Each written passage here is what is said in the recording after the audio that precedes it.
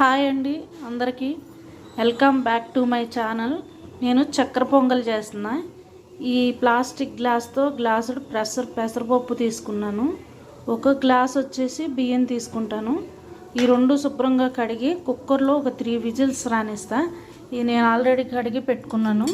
ఇలా శుభ్రంగా కడిగి పెట్టుకోవాలి. ఒక గ్లాస్ వాటర్ పోసుకుని 3 విజిల్స్ రానిస్తాను. తర్వాత ప్రాసెస్ ఏంటనేది చూపిస్తాను. చక్కెర పొంగలి ఇందాక ఈ గ్లాస్తో ఒక గ్లాస్ బియ్యం పప్పు తీసుకున్నాను కదా, 2 గ్లాసులు బెల్లం తీసుకోవాలి.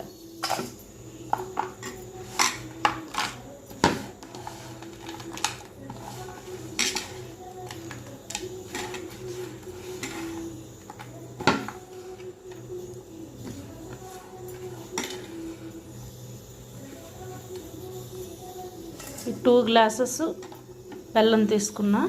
ఈ గ్లాస్తో గ్లాస్ వాటర్ తీసుకుని పొయ్యి మీద పెడతా. కిస్మిస్, జీడిపప్పు, ఇది బాదం పప్పు ఇలా చితక్కొట్టి పెట్టుకున్నానండి. ఇది కొబ్బరి ఎండు కొబ్బరి అన్నమాట. కొంచెం ఇది మొత్తము మనం నేతిలో వేయించుకోవాలి. ఇందాక 2 కప్పులు బెల్లం తీసుకున్నాను కదా, ఆ బెల్లం కొంచెం ఒక హాఫ్ గ్లాస్ వాటర్ పోసి కొంచెం ఇలా దగ్గరికి చిక్కగా అయ్యేలాగా చేశాను అన్నమాట. బెల్లం వేసి పాకంలాగా.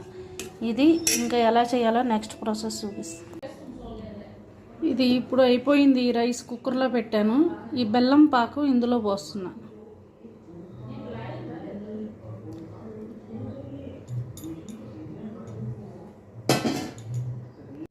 చక్కెర పొంగల్ రెడీ అయిపోయింది.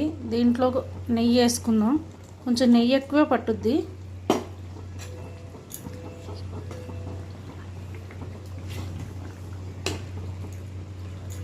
ఈ డ్రై ఫ్రూట్స్ అన్నీ వేయించి పెట్టుకున్నాను.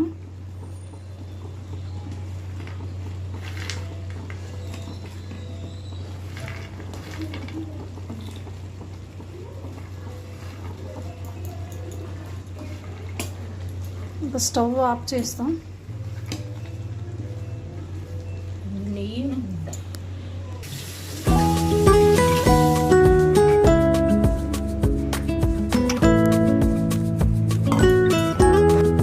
చక్కెర పొంగల్ రెడీ అయిపోయింది.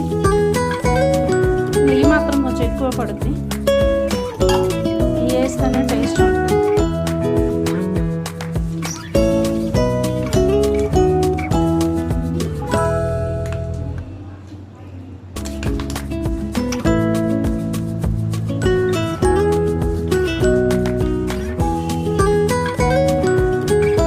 పొంగల్ చాలా బాగుంటుంది. ఈరోజు గురుప్రౌర్ణమి కదా, అందుకే చేశాను.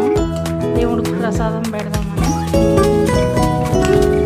ఇలా మీరు కూడా చేసుకుని ట్రై చేయండి. ఈ వీడియో కనుక మీకు నచ్చినట్టయితే లైక్ చేయండి, షేర్ చేయండి, సబ్స్క్రైబ్ చేయండి.